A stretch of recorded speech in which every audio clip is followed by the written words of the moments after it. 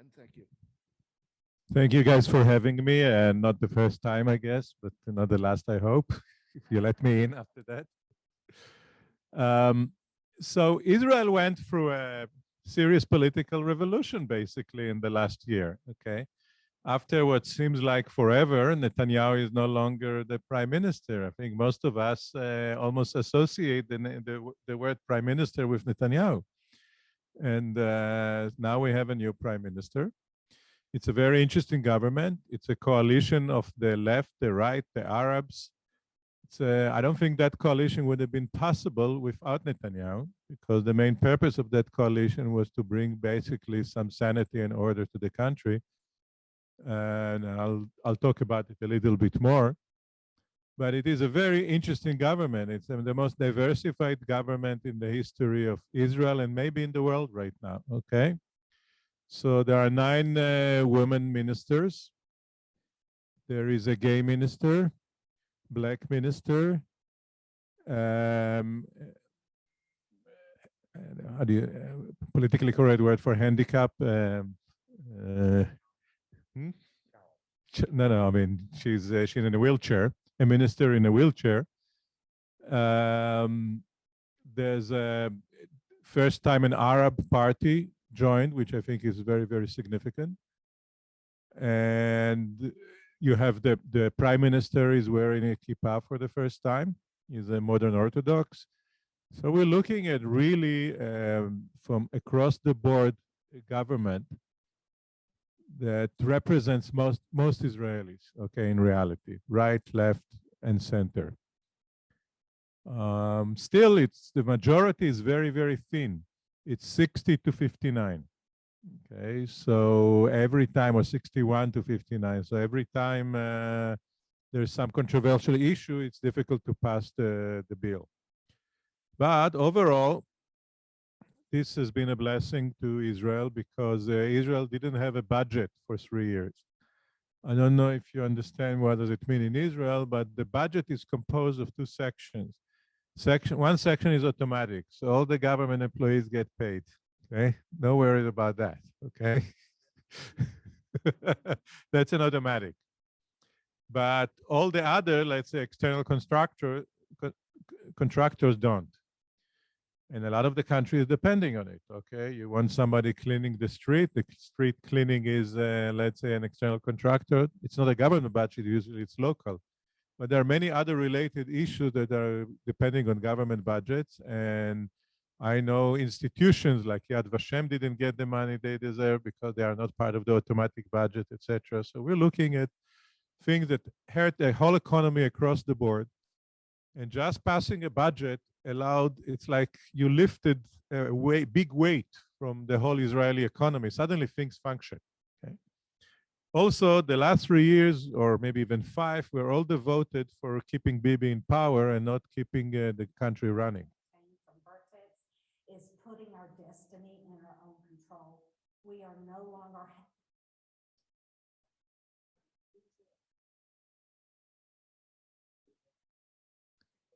All right. So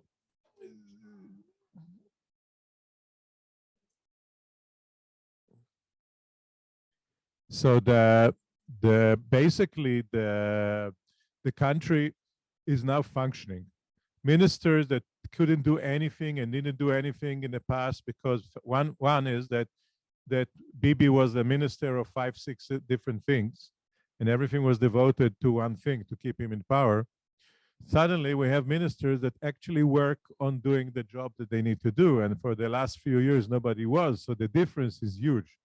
So there's a lot of things that are moving, even if they're not moving in the right direction, okay, necessarily depends on whose opinion, they're just moving. And the fact that every minister will do 10 things, 1 bad, 9 good, 8 good, then things are moving in a very good direction. Also, people are kind of, it's like, oh, finally is gone. Even people in the Likud party that says, okay, finally things are moving in the country and things are working. It doesn't mean the country still doesn't have a lot of problems. It has tons of problems, but people are kind of back into normal things. So for example, there's an internet bank opening right now, first digital bank. There's many economic reforms that were passed in the budget that will make life easier for everybody. And I can go on and on and on in many areas. By the way, some of them by left-wing ministers, some of them by right-wing ministers, okay, or centrists. It has nothing to do. Each minister just wants to make an impact because it's such a big government. So they're actually doing a lot of reforms, which are all reforms people have been talking about for a very long time. So in a way, this is very good, but this is very, very, very thin majority government can fall tomorrow. It also a kind of a switch government where in next August, the prime minister switches to Yair Lapid. Will that happen or not happen? Nobody knows. Will Bibi make a settlement agreement with the Justice Department and then leave politics? Will the government still be there? Nobody knows. I mean, in Israel, like when you have such a thin margin, the government, it can, there's a rule that says if it's temporary, it's probably gonna be for the longest, but you never know. Okay, there's so many external factors, you know, Iran, things that happen in the United States, etc. So we don't know. So to make a forecast is quite dangerous. But so far, the results have been very good for the Israeli economy and for the general Israel mood. Are there some people that are unhappy? Yes, but that's okay. That's the way politics work, okay? So at this point, I mean, that's what, like, if I gave you like a 5-minute, 10-minute description, now maybe I'm open to all kinds of questions about what's going on. I can go on and on, talk about what's going on, but pick a subject, I'll talk. What do the people feel about the change? So if you're a real hardcore Likudnik or religious Orthodox, the ultra-Orthodox Jew, you don't feel good. One, because you're not in the government and you're not in power. I can tell you there were thousands of people that lost their jobs, okay? Political, we all know, like here, okay, there are political appointees and others, and they're all losing their jobs. Of course, they're not happy. After 20 years or so where Likud was in power, there was a lot of corruption and a lot of, you know, good life for people that didn't necessarily earn it because of their talents. So they're, of course, very unhappy.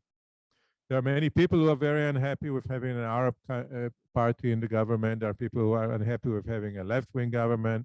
There are people who are unhappy with having religious or modern Orthodox in the government. There are a lot of unhappy people. But overall, if you talk to 60, 70% of the Israelis, they all want to move on from Bibi. Okay, even quietly in the Likud, they says it's time for him to retire, move on, and let us move on with our life. And that is a quiet, of course, they don't say it, you know, on the top of the stage in the Likud party because that's a death penalty, but that is currently the mood even inside. Okay, just move on. And I can tell you before the election that many people in the center of the Likud, the political body that controls the Likud, basically came to a lot of people connected to the Likud and says, could you convince him to move out so we can win the election? So I still think Israel, by the way, is mostly a right-wing, center and right-wing country. The left is very, very, very small minority. But as you can see, everybody can, at least this time, work together. No. I have a quick question. When they talk about the left and the right, is that like the left and right in America, or is it a different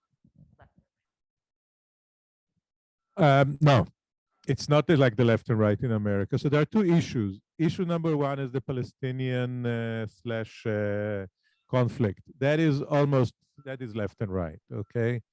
Although even the left today, with the reason even the extreme left went into the government is because everybody realizes there's no chance for any agreement with the Palestinian while Abbas is alive. He's gonna go to the grave with no change. That's his mantra. He always says, I want to die in bed. He said that actually. All right. But so that is on that one is definitely maybe more, I don't know if similar to here, etc. On the economic front, it's I would say they're very much more convoluted. The big parties are all of them connected to economic powers. Okay, and so I don't think that kind of the Republic, but even here it changed. Okay, the Republican used to be the big government, now the small people government. So even here it's like everything changed. Still, the union in Israel used to be with the Labor Party. Now the unions are with the Likud Party and the Labor Party, some of it, etc. So it's kind of a very mixed one, like it's becoming mixed here. Okay, it's not as clear as it was. What about the settlement? So the settlement is a big issue everywhere except in Israel.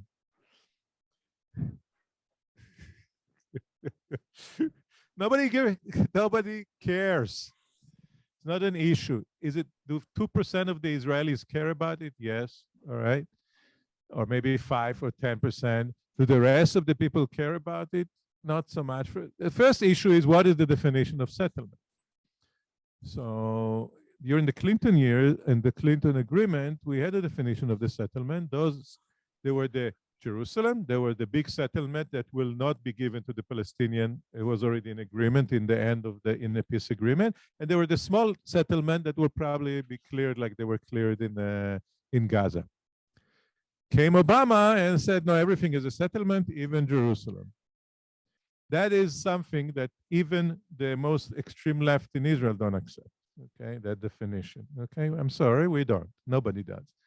So the word, just they use the word settlement. So for example, if people talk about evicting 2 houses in Jerusalem, okay, because they belong to somebody and the people who live there don't want to move, then they call it in a settlement. It's not a settlement, it's Jerusalem. Okay. And so the issue is really not right now a big issue at all. Do settlers sometimes, especially not the settler, but the extreme settlers, violently do things that piss off most of the Israeli population? The answer is 100% yes. Is it an important subject anymore? No, not really. I mean, that's not what the people deal with. They deal with what's COVID and what, the closures, etc. The Abraham Accords proved to everybody that the Palestinian issue is not the most important issue. There are still people who push it all the time as the most important issue, and it is an issue. But when you look around and you have Iran around you getting close to a nuclear bomb, people are more worried about that. They're worried about a couple of settlers throwing rocks.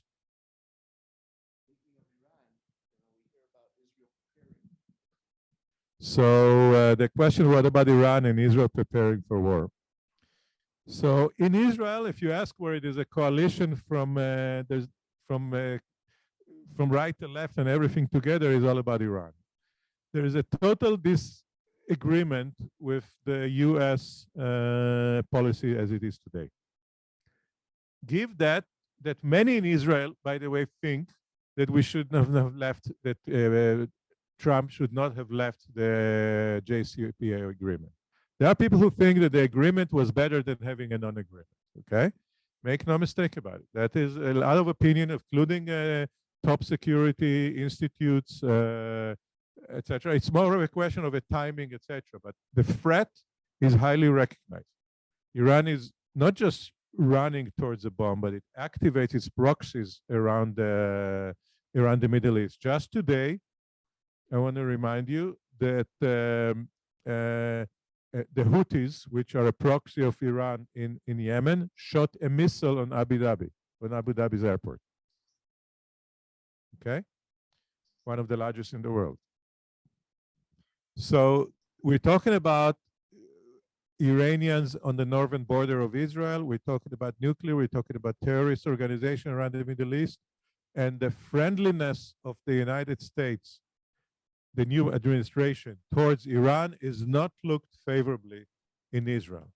There is a dilemma in Israel. Should Israel attack? Should it attack alone? Should it do something? Should it be tolerate? Should we allow Iran to have a nuclear?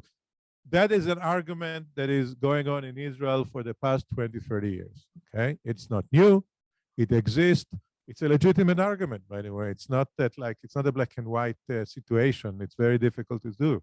What do? Do you attack Iran? If they have a nuclear bomb, do you build enough? Israel has submarines. sorry, the reason they have the submarine, Israel bought the submarine, is to have a nuclear second strike capability that they cannot be destroyed in the first one.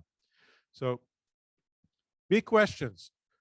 Will Iran blowing a nuclear bomb, what does it do to the whole Middle East? What does it do to the whole world? Because they will have ballistic missiles very soon that can reach Europe. It's a bigger question for everybody, and I don't think the answer is easy. Bruce, can I say something? Yes, Martin. Bruce, can I ask a question? Yes, Martin. First of all, thank you for coming to talk to us. About a year ago, in this group, we had a discussion about topics in Israel related to the Arab-Israeli citizens and the 2 million that live within Israel. And at that time, there was a lot of discussion about the discrimination that the government presents to the Arab Israelis compared to the Jewish Israelis. Like they don't go to the same schools until high school. The amount of money spent on education is minuscule among the Arab Israelis compared to the Jewish Israelis. I even recall reading one minister saying the United States has learned, Israel has learned a great deal from the United States. Let us not include racism among those. So I read a lot of this, I remember a year ago in the Times of Israel, even in the LA Times. Can you comment on that? Is it as bad as I'm reading, or can there be progress? I know they live in the north, they live in poor areas, they don't go to the military. There are many disadvantages that the Arab Israelis have. Is there any hope that it could change in the future? So first of all, if you read it in the LA Times about Israel, it's not true. What The about second- the Times of Israel? So just a second. But if it's about Israel and it's in the LA Times, it's 99% of not true. The second, it's an anti-Semitic newspaper. Let's call it what it is. Now, the second issue is that are they discriminated against? The answer, to a large extent, no. Occasionally, yes. So let's look at it for a second. If you ask most Arab Israelis, would they like to live in a Palestinian Authority or anything like that, the answer will be 120% no. If you look at the Israeli Arabs, basically compared to their rights, democracy, etc., compared to any Arab state around you, it's by far completely different. Okay, there's nothing even close anywhere around in the neighborhood.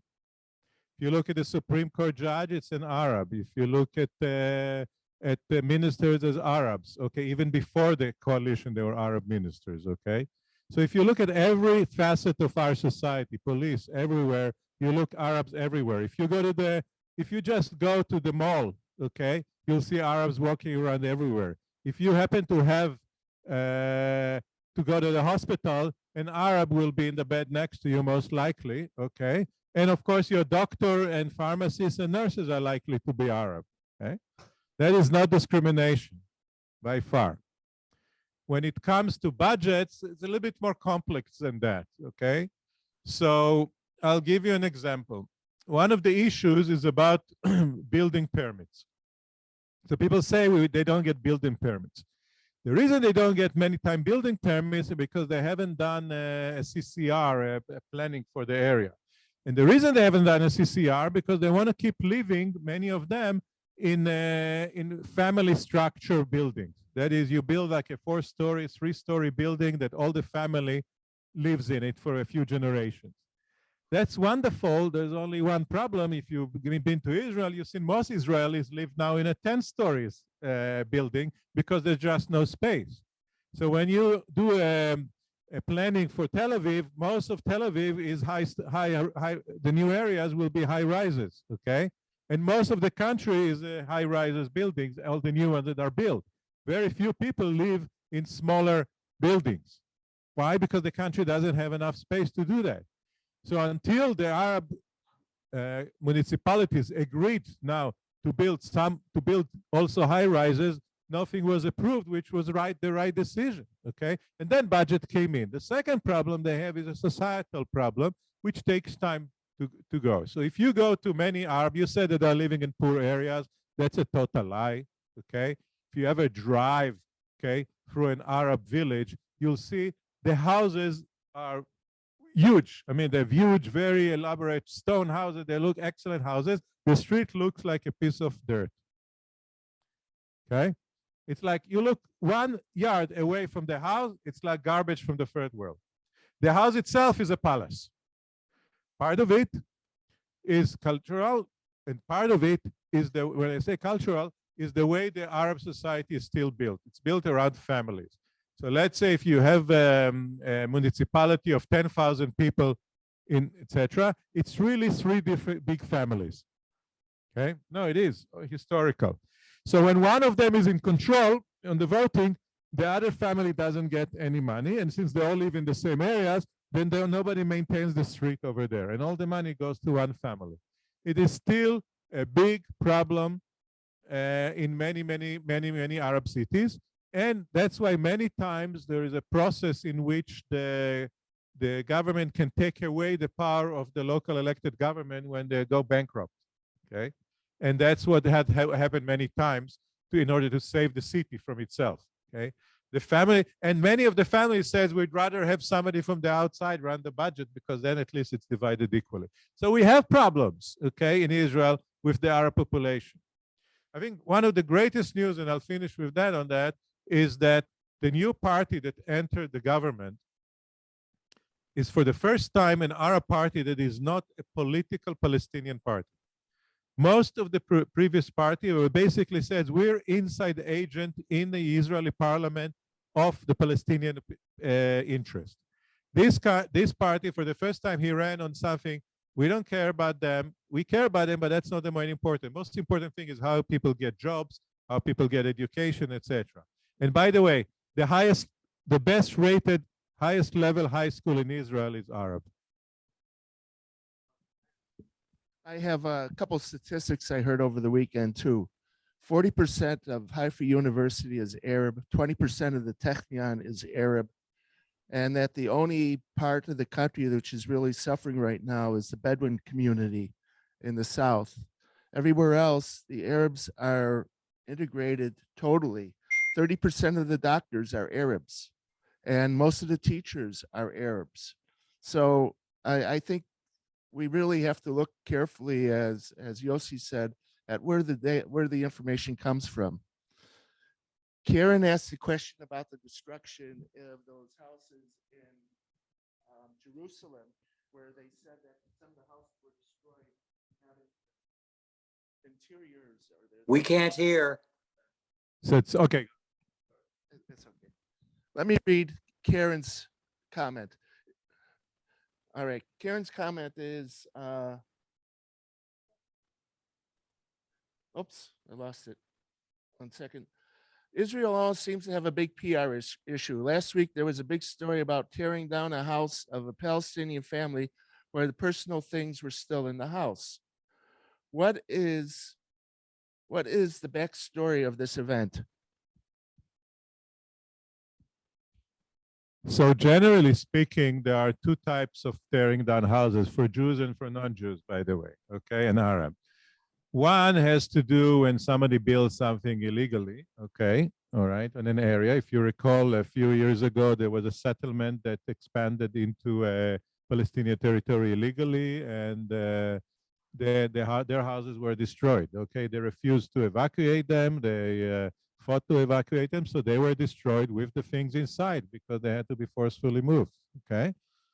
That is called the legal system, okay? You build where you're not supposed to, and even here, okay, if you build a house where you're not supposed to, it's more likely eventually a court order will come and that house will be destroyed. The second issue is that there are a few cases where there's a punishment that is imposed on the families of terrorists in rare cases in destroying their houses, okay?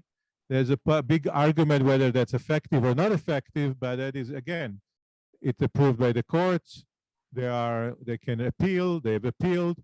And if after all this discussion, that was the punishment that was discussed, you can argue whether it's a right or just not punishment, but it's gone through the court It is not arbitrarily, and all these things destroyed with the things inside, it's their choice. Everybody knows exactly when houses are going to get destroyed. You get a letter, like you get here, you have a chance to appeal 10 times, and if you don't want to clear your stuff because you want to do PR with that, then there's nothing can be done about it. Two questions. Karen's first part of the question is what I'm going to ask about. Why does Israel seem to have such poor PR? And then secondly, what's happening with the religious yeshivas where all the students are not going to the IDF or integrating into society? So first, why does Israel have bad PR?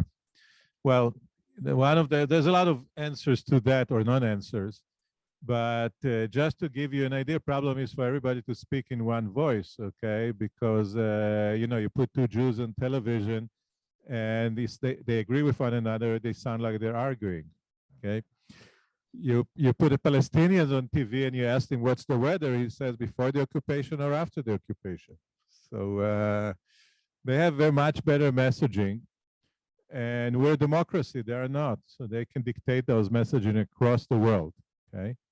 They have way more resources than Israel does, surprisingly. Okay, so if you look at most of the media, it's like the New York Times, for example, it's anti-Semitic. Okay, it's anti-Israel, not just anti-Israel, anti-Semitic. So, and I can give you examples if you want later on in the discussion. But so probably Israel is facing a lot of people against it. A lot of it happening in social media. There's way more people than Israel and Jews that work against us than people that work for us. So part of it is a quantity. Part of it is the Israelis don't understand messaging, okay? Don't understand it. Just to give you a clue, in the last war or skirmishes in May, Israel bombed the underground infrastructure of the Hamas. The slang for it was metro. Like they build a metro system, okay? That was like more of an inside joke in Israel, but they used it in international PR. We bombed the metro. What do you think the French heard?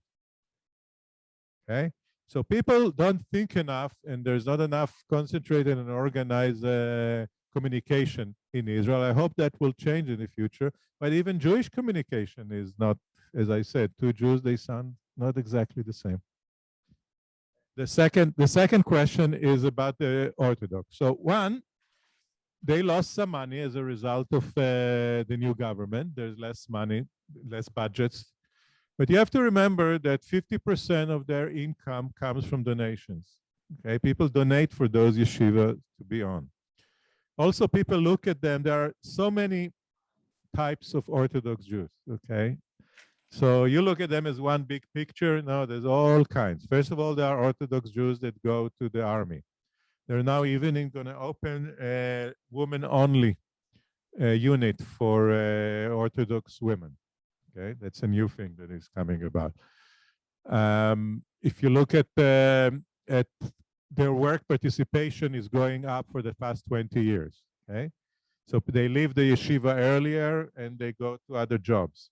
Why? Because they're growing, okay? And their growth is causing that. Many of them are becoming secular. The numbers are huge, how many are becoming secular. People don't realize that. But if you look at the biggest enemy is their size, because now that they grow, people can't finance them. And the second is this, the cell phone, because they have now access to everything.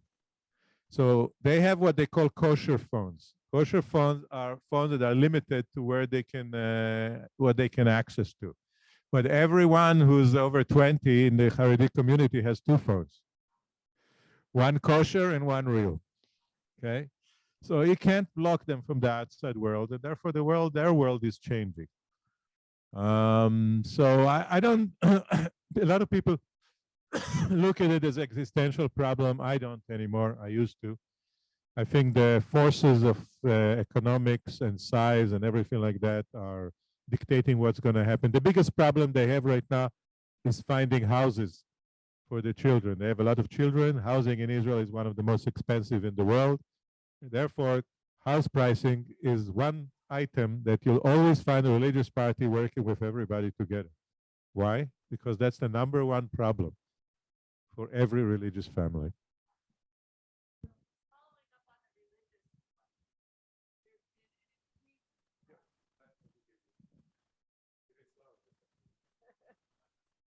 I'll try not to make it long. There is an increased fissure or gap or division between the ultra-Orthodox element of the society and the more progressive Jewish elements, as we saw when the well, you can address it in any way you want, but the chief rabbi of Israel didn't want to allow local rabbis to perform conversions because he's afraid of losing ultimate control. Do you think that, obviously, as progressive, conservative American liberal Jews in America, we see a radicalization of the right-wing Orthodox community? Do you think that that's at all an issue in Israel, or is it just in our heads? What we have is more communication and more. As I have to remind everybody, media makes money when there's a conflict. Okay, so everything is heightened, everything is multiplied, etc., way more than it is. So if I look at the Israel I grew up in, okay, it was way more extreme religious than it is today. You couldn't drive on Saturday. Every shop was closed. In Yom Kippur, you didn't have, you couldn't get bread in Pesach. Sorry, I mean, you look at it today, it's way more liberal. The country is more liberal all across, etc. Are there areas of conflict? Yes, there are. There will always be. There always were. Okay, I remember growing up, everybody saying that the religious people are forcing us to do this. That fight will probably go on forever. It's part of the normal political discussion in the state of Israel. Okay, about it. It had some reflection on American Jews as well when it comes to conversion. But right now, the new government is putting, which is all political, okay, is putting a new, basically they took away the exclusivity the Israel rabbinate had on many issues like kashrut, kosher, and conversion, which is part of the political system. Those things get solved in the political system, okay? Like in any other country, they have enough power in the coalition to stop it, then they'll use it. I mean, they have an opinion. I'm not suggesting I agree with their opinion, but they have the right to their opinion, okay? And if they have the power in the coalition to force it, they will use it. It's like any other, so the progressive are using the small majority here, okay, to force policies on the rest of the Democratic Party that maybe many of them don't agree with, okay? But that's part of the politics.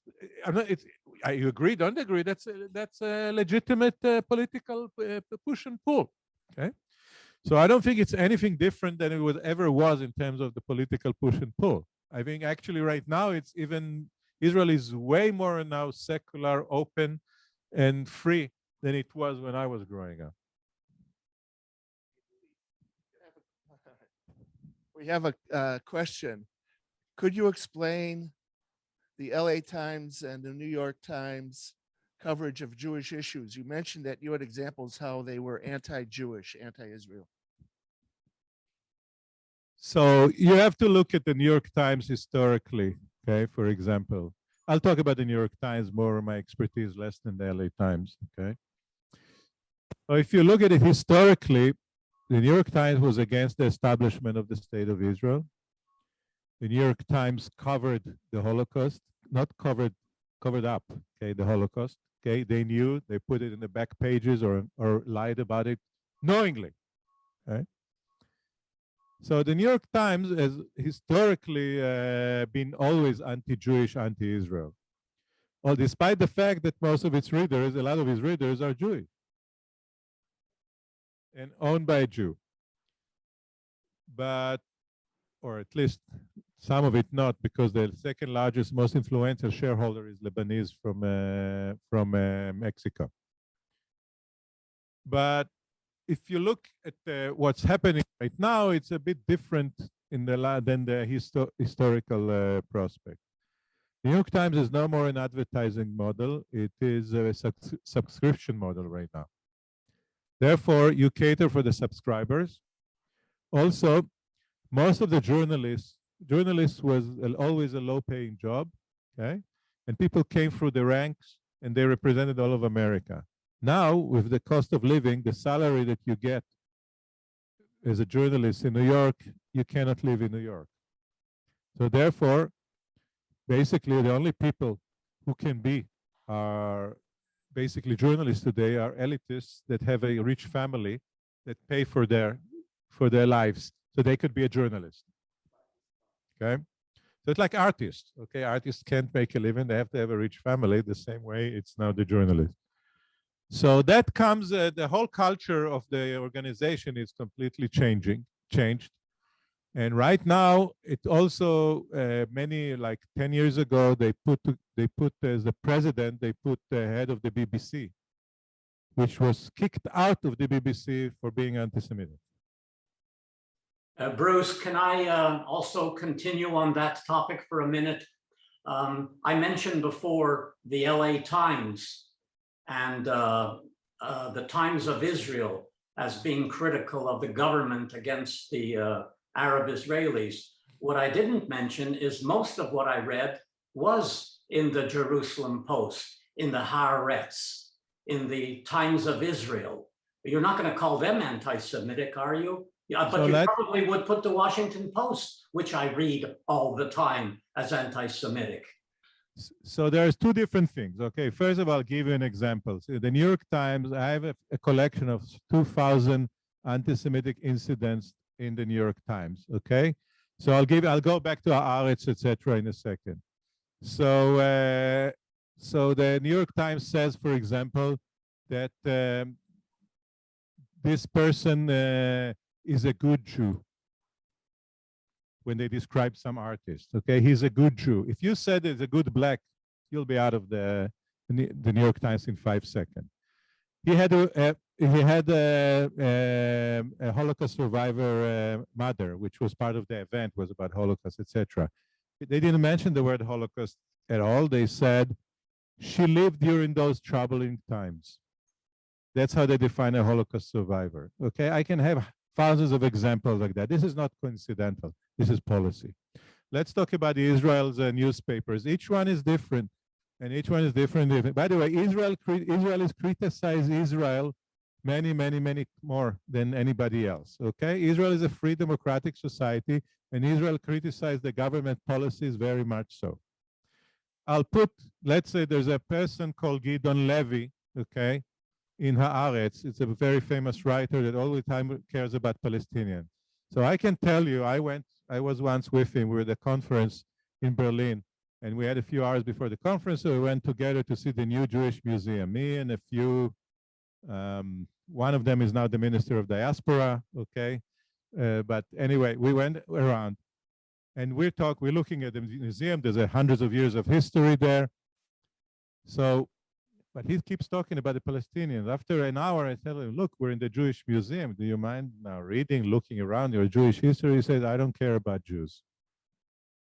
That is the Haaretz for you. Now I'll tell you about the Haaretz a little bit, okay? Because I know Haaretz very much so. And Haaretz used to be a centrist, excellent newspaper. And then it changed to the left, extreme left. It doesn't represent anybody in Israel. Represent 5% maybe, okay? It doesn't have any financial well-being. It's always supported by an oligarch from the outside. And when I asked once the publisher, Shoken, I said, your father will probably be turning in his grave for what you've done to the newspaper. He told me, I hope so. Okay, so those are the people. Haaretz is not anti-Semitic. Haaretz is anti-Israeli. Haaretz is my mother, who read the Haaretz since '49. A few years ago said, I can't read it anymore. They lost most of their readership. So they represent such a small minority in society, and yet Haaretz has another section, which why most people read it. It's called The Marker. The Marker, it's like their Wall Street Journal, okay? It's the best economic newspaper in Israel, okay? because of many other reasons, okay? And that's why everybody gets a Haaretz, subscription to Haaretz, because they want to read the DeMarker. So don't get to, on the other hand, I will say something positive about Haaretz. Because of its position, it's the only relatively free newspaper, and many times when they criticize the government, they're actually 100% right, okay? So I'm not suggesting it, but on all those issues that you're looking at, they're taking and magnifying everything else. The second issue is that Haaretz in Hebrew and Haaretz in English. You're reading Haaretz in English, I would imagine. And Yes. Haaretz, right? Yes. And Haaretz, so the way it goes like that is a big problem which you haven't solved yet. So when somebody writes an article in Haaretz, there is an editing session that kind of, they take the harsh words and stuff like that. While they're doing it, the translation goes parallel to that and it never goes for editing. So what you're getting outside of Israel is not what was eventually published in Israel. You're getting, and everybody now who's writing something knows that actually writing and doing it in a much more extreme way and deliberately write to an American audience. And the worst thing that can happen right now is that when you go to argue, and the students argue in universities against one another, and the Arab student or the Palestinian student quotes Haaretz. Says, you see, the Israelis are saying. It's not even the Israelis, it's 10 reporters that know exactly who they're writing for. I just want to mention something, and I hope, I understand you were director of the anti-Jewish ADL or something like that? No. I wasn't director of ADL, but I'm one of the largest donors, okay? And we are. It's from Erhaf. But we're involved. There's a big project. It just shows you how you can do things in cooperation. So there's a joint venture of ADL, Yad Vashem, and Shoah Foundation. It's called the Echoes and Reflection. It's the largest Holocaust education program in the country. Last year, we trained more than 20,000 teachers. We're trying to get to 30,000 teachers this year. Of course, most of them are not Jewish, if you look at those numbers, yes, in all states. So this is an example of things that are actually happening and are affecting our own society here.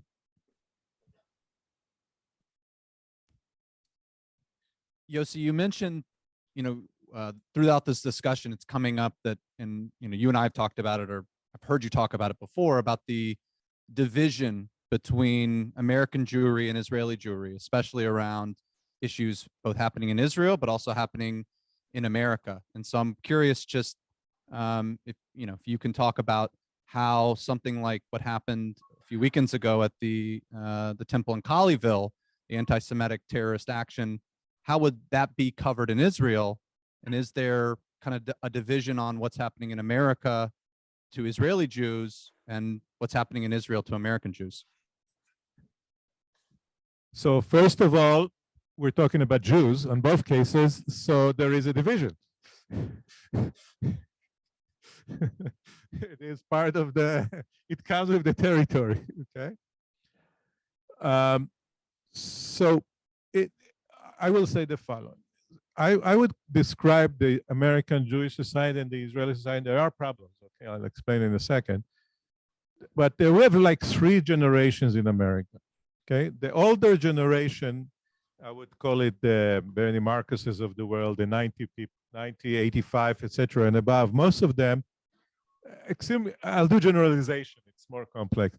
Most of them, for them, the establishment of the state of Israel was a miracle. And then with 67, the Six-Day War, it was like the miracle was established and Israel could do no wrong. And whatever it is, whatever Israel did right or wrong, and Israel does wrong, okay, don't get me wrong. Every country does wrong. Then they supported Israel no matter what. They assumed that the next generation will automatically be connected to Israel, didn't work on it, and it didn't happen. Because they're comfortable living in the United States. They develop more of Jewish culture, more other culture, or non-Jewish at all, but anyway, became part of society less connected to Israel. So if you look at the leadership of the Jewish organization today, they are less connected to the leadership that was 20 years ago. If you look at the younger generation, we have birthright. More than 50% of the young Jews visited Israel and created a new connection to that. You will see in 20 years when those kids become the leaders, okay, in the leadership position, the connection to Israel will strengthen again. So I think it's a wave. I don't know how it will work. On Israel, on the Israeli side, there's plenty to blame. Okay, I blame the Israeli government throughout history from not connecting enough with diaspora Jews. Okay, and that is nothing to do with right wing, left wing, Orthodox, non-Orthodox. Actually, the Orthodox are the most connected because the Orthodox in the United States, the ultra-Orthodox are very connected to the ultra-Orthodox in Israel. Way more than anything else. So it's not a question of who is, okay? It's overall, it's a societal problem that only in recent years starting to come to the surface with anti-Semitism around the world. Most people in Israel are very concerned about anti-Semitism, but you will hear quite a lot of people, not a small minority, that says it's wonderful because more Jews will come to Israel. I mean, it's stupid, but you will hear people with that opinion. Okay? Do I agree with it? No. Are they a minority? Yes. Okay, most people are worried. They're worried that we're repeating events that happened before the Holocaust. Okay, that is a very fresh memory for everybody. They're worried about the attacks in Israel, that many of them are from anti-Semitic origin, not all, but many of them. So there is the connection, I think, under pressure, which we are now. The Jewish community is under pressure and the Israeli community is under pressure. I think pressure unites. And I think we're going to see more and more working together on various issues over the next 10 years. Yes, I actually am quite concerned about Israel and its relationship to the United States. What I see is most of the Jewish guys I know have married non-Jewish women.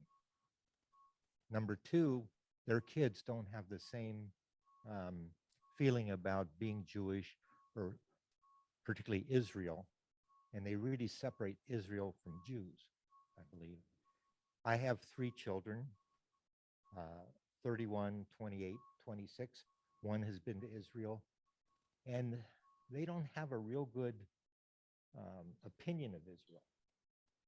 They really Jack, can you speak into the microphone? I'd like to take my mask off. Well, speak into the microphone. It's good. Okay, so I was mentioning that most Jewish men that I know, and there's a lot of them around here, are not married to Jewish women.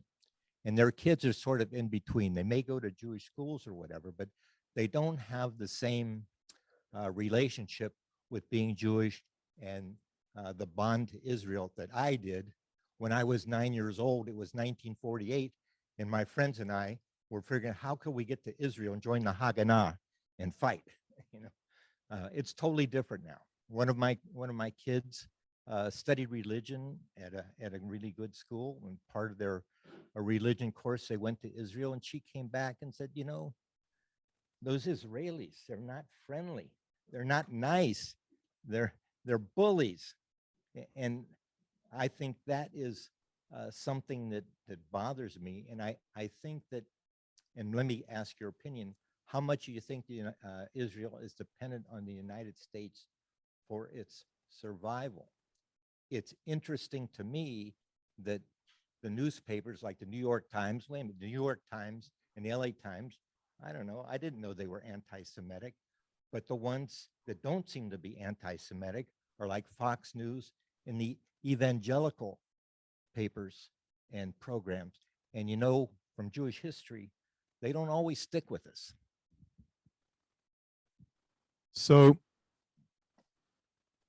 there's a few questions here. There's a few questions here. So first of all, I'm the most worried person in the room and everywhere probably about the loss of support from the United States to Israel. I think Israel existential threat right now is not Iran, is the losing the support of the United States, and not about the Jewish support, about the support of the United States. It has a lot of reasons for that. I'm not going to go. This is a whole different discussion. It has to do with the fight in the United States between forces in the United States. Okay, it's more internal than anything else. But basically, I'm really afraid the United States will not, for example, veto a sanction resolution in the United Nations, which will collapse the Israeli economy. We already seen it, by the way, a little bit. So there was a commission that was about a few weeks ago that where budget was approved in the UN for a commission that basically should declare Israel an apartheid state. That's their goal, okay, to declare Israel apartheid state. So then they can apply sanctions, etc. And the United States basically let it pass and didn't fight it. Okay, that worries me. Okay.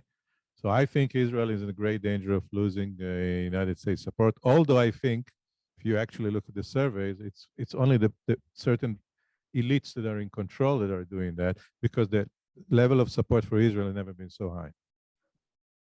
Okay, so the population thinks completely different than the elites. And I'm talking about not just evangelical, I'm talking everywhere. Okay, the regular 70% of American, okay, are still with the state of Israel. Then you touched about another issue, what is the Jewish relations to Israel, which is whole different than the country. Country is not Jewish, okay? The Jewish relation to Israel is a whole different subject. And of course, there's intermarriage is a big subject in the Jewish community, but intermarriage can work both ways, you know? You basically could lose a Jew, but you can add a Jew in a way. Or you can add somebody who cares about it, who has been to Israel 5 times, and etc. And then the family cares and knows more about it, etc. It works both ways. In reality, our numbers are not coming down; they're going up in the United States. So now, how do you count a Jew? That's also very, you know, I wrote an article about it, by the way, that was published in the Allgemeiner and in Israel also, that basically said that all the surveys about Jews are not correct.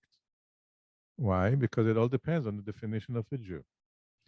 So when Pew did the research about intermarriage, they decided that the definition of a Jew is the Hitler definition, which is, or the Chok HaShvut, which is basically somebody who's one of the grandparents was a Jew. There are people who don't know that they're even Jewish, okay, and they're intermarried, their grandkids of 2 Christian parents, and they're counted as intermarriage for that survey, because that survey wanted to get that number up.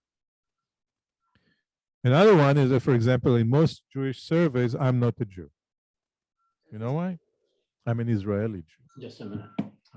There are a million Israeli Jews in the United States, and their families and children, etc. They're not counted in the surveys. I asked the guy who does the survey, what do you do about it? He says, well, if it's a real Israeli name like Shabtai, I know. I said, what about me, Joseph, Daniel, etc., which is most of the names? He says, we don't know. So we don't survey them. Then he said, I don't survey I said, what about the Orthodox? There are more than 500,000 Orthodox right now in the United States. Do they count them? No, they don't answer the phone and definitely don't tell them what they think, okay? So, and when they call in Shabbat, they definitely don't do anything. And a woman will not talk to a man. So all kinds of issues. So basically, we just model them, he said. Okay, you don't model them. They all 90% think differently than you. The third one is the Russian Jews. There are close to 500,000 of them in the United States. And I can tell you they are not progressives. Okay, they came from somewhere, you know, they ran away from somewhere. And they are 90% also, you know, in a completely different thinking. So now we're talking 2 million Jews that you haven't even started counting, that when you look at the total Jewish population, your statistics may be completely different than when you read where the surveys are. Young Jews, liberal Jews, lost connection to Israel. Absolutely. And well, that's part of it is Israel's fault, but Israel should not change to become liberal, okay? Just because of that, Israel should just work on those connections. It's 2 different things. It's like we have right-wing American and left-wing American and centrists, etc. We're still all Americans, you know. The idea of putting each one of them in a camp and we're never going to talk to one another is a modern idea. I don't think it's a good idea.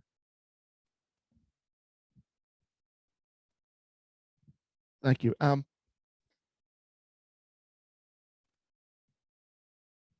couple things. Shekels increased about what, 4% this year, 5%? And the cost of living in Israel is increasing tremendously. How is the economy doing? I understand only about 10% of the Jewish population is in high tech. The remainder is in other technologies. So how is the overall economy doing? And since Tel Aviv has recently been called the most expensive city in the world, really you have to think about it, because when I knew Tel Aviv, it was not. Tel Aviv is nuts. I mean, today, if you want to rent an apartment, I can tell you because my nephew is trying to rent one. So the renter basically invites 100 requesters to the house at the same time, and they bid. Okay, that's how crazy it is now to get. Now, all this I have an economic institute in Israel. We wrote about it 15 years ago, forecasting everything, and the reason is that it's all government control. So 90% of the cost of living really issues are housing. And the government is just deliberately causing land prices to be high so they can collect a lot of taxes. All governments, right or left, are guilty of the same thing instead of releasing enough land and allowing to build enough houses. Still, Israel grows so much. If you went to Israel in the last few years, there's a crane wherever you look. Okay, there are thousands of cranes around. Okay, the number of cranes, okay, per capita in Israel is as high as Shanghai. Okay, nobody else higher in the world. So they're building like crazy, but it's still not enough because there's such a shortfall for a very, very, very long time. And the transportation is bad, so people can't live far away and take a train. So there are cheaper places, but it takes forever in the traffic to get to the city, so many people don't want to do that. So there's a lot of problems, all of them government made. Still, the Israeli economy is better than any European economy that I can think of. First of all, it has one thing going for it. It's a growing economy because there are 3 children on average per woman, Jewish secular woman. That means growth. Young people coming all the time with new ideas, not just high tech. There's a lot of other stuff coming in, building, doing it. It's a young environment. You go in Tel Aviv, it's young. You feel the energy. It's an energy environment. It's not a dying environment like Europe. Okay, I went to Sicily a few years ago. There wasn't a single crane. Okay, not one single building project in an whole island. Okay, that I could see. All right. You look at every rest of Europe, it's all collapsing. They don't have children. They're closing schools. There's no energy.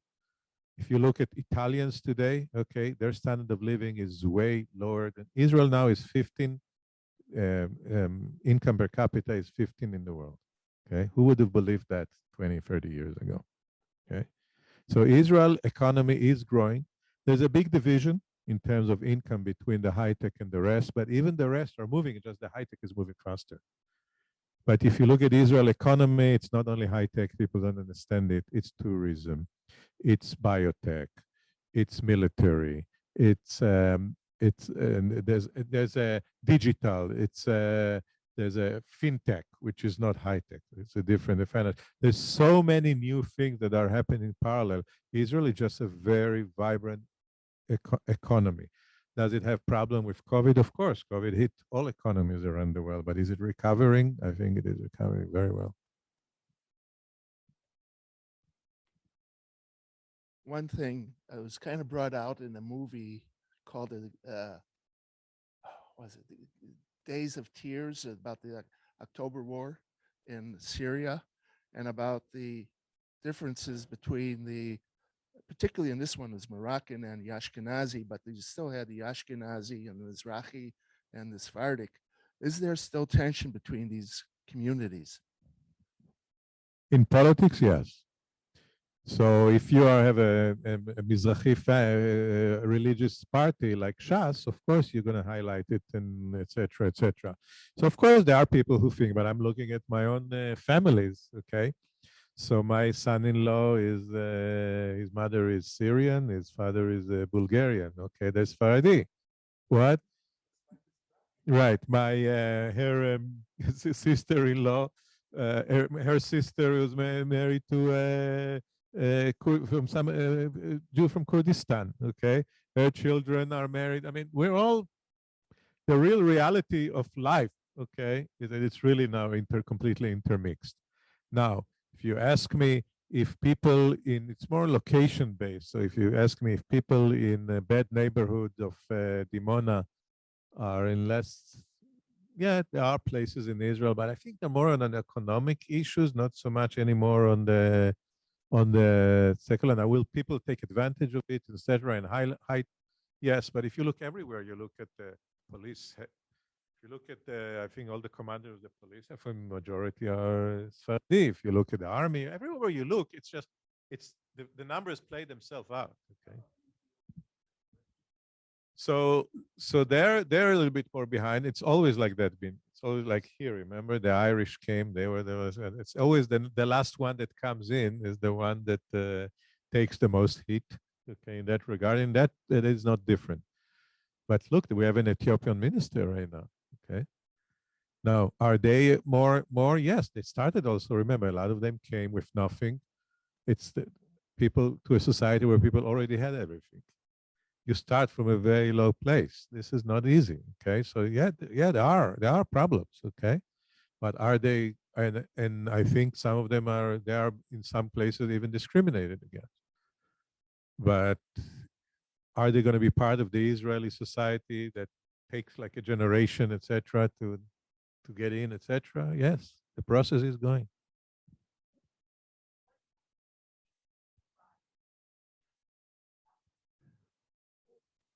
So what's the question is what's happening with Bibi's trial? Is it going to go to jail, court? He's in court already, okay, but the trial is advancing, is in the middle of the trial. So there's been a lot of, I don't know to start with, but there's been a lot of talks in the last few weeks, I think, that he's trying to settle his case. I can't forecast. I would say 80% he doesn't settle the case, but everything can happen. You don't know what's happening behind the scenes, and if he does settle, he'll have to get out of politics, okay, etc. On the other side of it, there's a bigger issue that is hovering around, which will develop over the next 3-4 years. So the government just approved today an investigative committee like the Yom Kippur Committee, etc., on the issue of buying the submarines from Germany, which apparently, at least that's what the newspaper and the investigative journalism say, Bibi was heavily involved against the opinion of the army, etc., with his cousin receiving tens of millions in commission. So I think that is, I don't know what will happen with that, but I can tell you that is a bomb festering that will have huge impact on Israeli-German relations.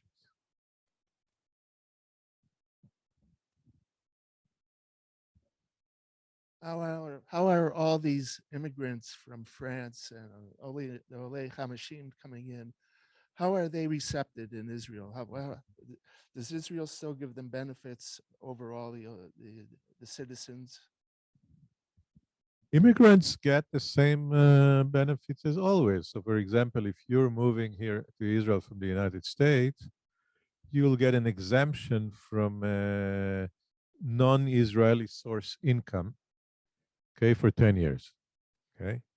So if you were having whatever, real estate here, etc., and you're receiving income from it, you wouldn't pay any taxes in Israel at all. Whether you pay American or not, that's a whole different, you're not an American tax planner. But on the other hand, in Israel, it doesn't have that benefit. So all those issues still exist no matter where you're coming from. So there's no designation where you're coming from in all those laws that encourage things. But overall, the key issue is when you move to Israel, can you find a job, okay, that you can work with and make a good living? If you can find a job, make a good living, etc., and then you're in a Western society, which is different from here. But you know, Texas is different than California. People are moving back and forth. Israel is a society. Tel Aviv is different from Haifa. If you want to live in a kibbutz in the north, it's very different than living in Eilat. It's a different country. Come on, someone else has to have a question. They can ask. We have a few more minutes here. Anybody have anything that they want to? Yeah, I like to know where they're gonna put all these people. They're up to about what, 14 million now? No, Israel is now 9.5. Okay, nine. And it will double, and it will double.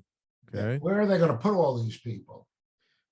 In high rises. Israel already is one of the most dense countries in the world, but there is a lot of space. People will be surprised how much space. And when we investigated Tel Aviv municipality, for example, like 15 years ago, we found out that 15% of the area is still not built. And the reason it's not built is because the government prevents it, which of course creates higher land prices and higher building prices, etc. So Israel will have space. It will all have to be, of course, higher buildings, okay? So if you go to Tel Aviv 10, 15 years ago, there were what, 3, 4 high rises, okay? You go to Tel Aviv now, I mean, it's full of high rises, and Tel Aviv will look like New York in about 20 years. When you increase the number of people in a small area, you normally get all sorts of problems. Shopping, clogging the roads, schools. It doesn't add up. In New York City, you have a large density, and they've worked at this for 100 years, so to speak, to get it to where they can get people to move around. But Israel doesn't have that. So most of the subway system in New York was built until the 1920s. We hardly built anything new since then, okay? And the population doubled. That's correct. So Israel will have to solve those problems, but they're all solvable, okay? Those are all policy issues, okay? Like building enough trains, subways, building enough roads. There's more things today about people working from remote, more people work from remote, so that changes a lot. So society will change and adapt. That's what societies do.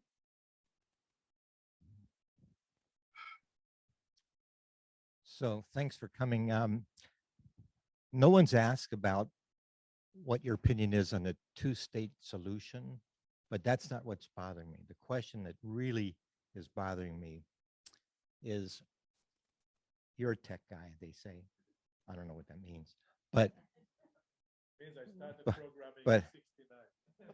how does that Iron Dome work?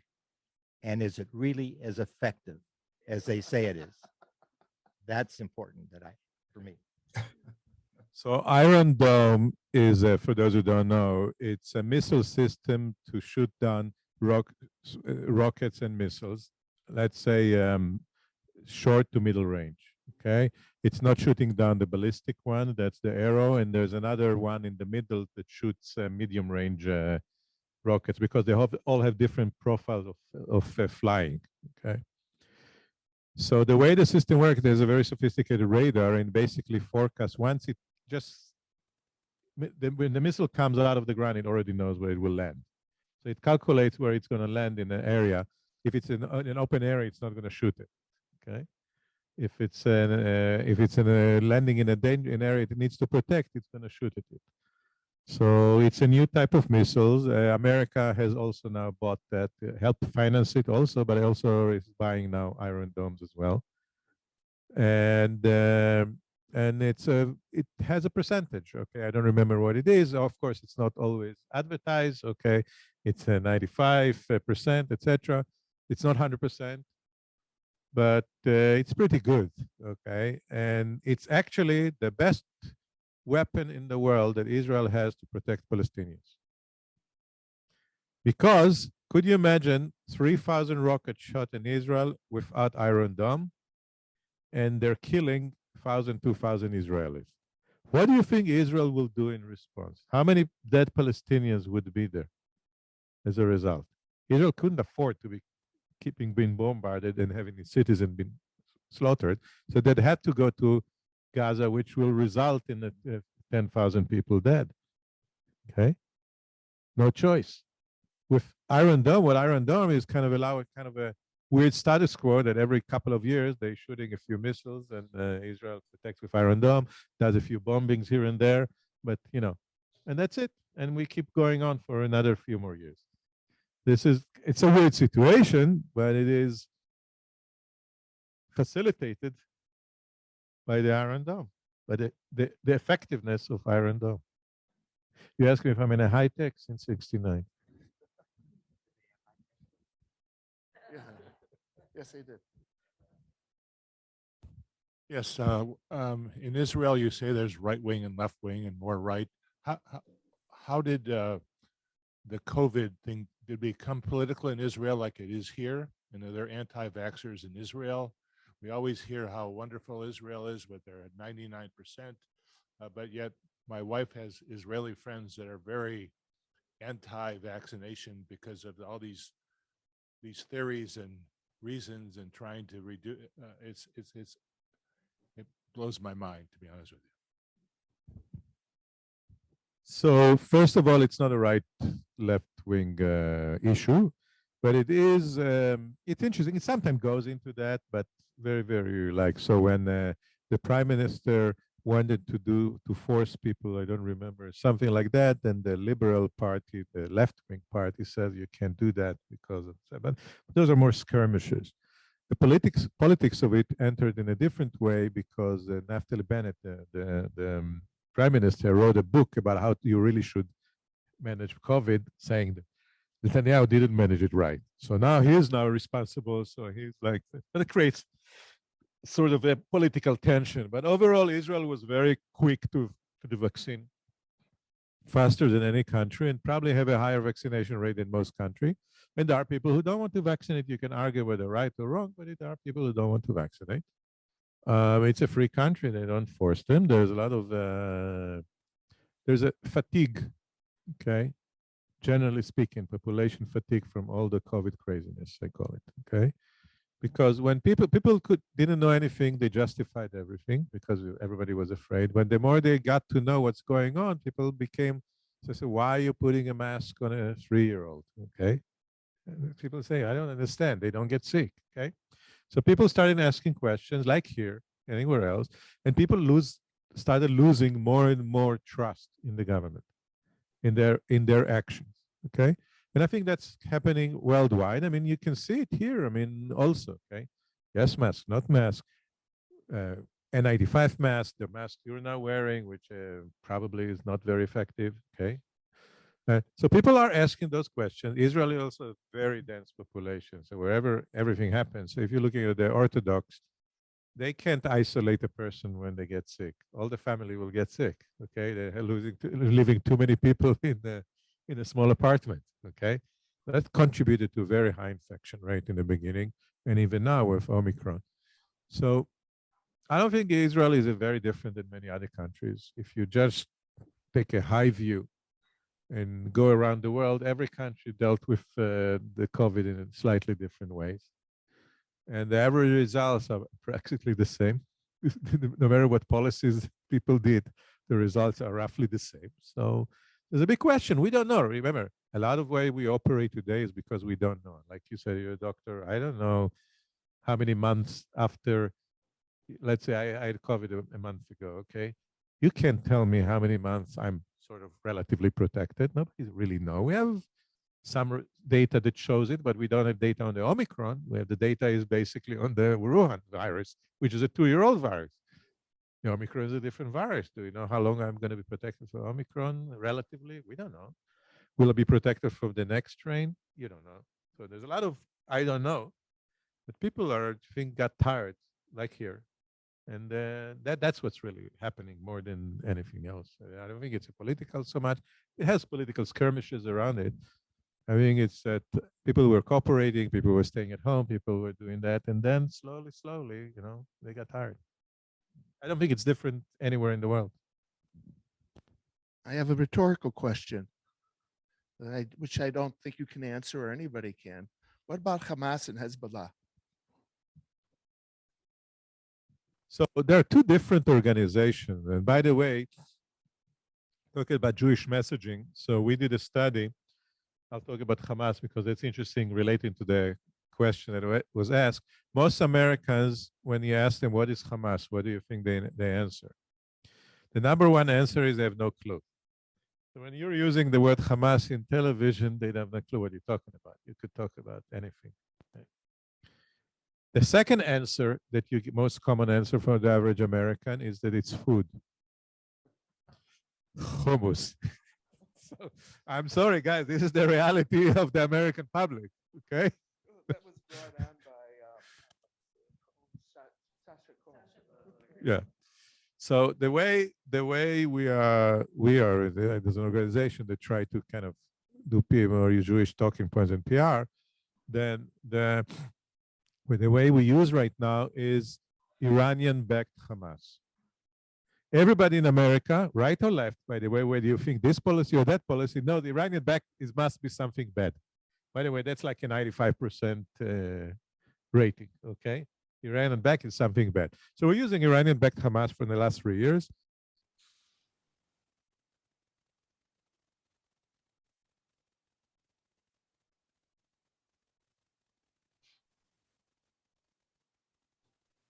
No sound.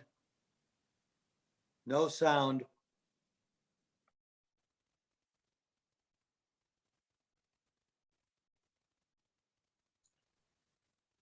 Can't hear you.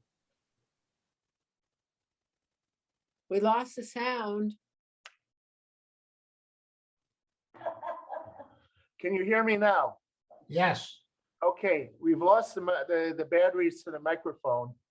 So I will have to ask Yossi to speak up a little bit louder. I'll just And we lost all of what he said about Hamas and Hezbollah. we lost it all. We missed, We the missed last I heard was that it was Iranian-backed Hamas. That's what everybody knows. But beyond that, that was the last we heard.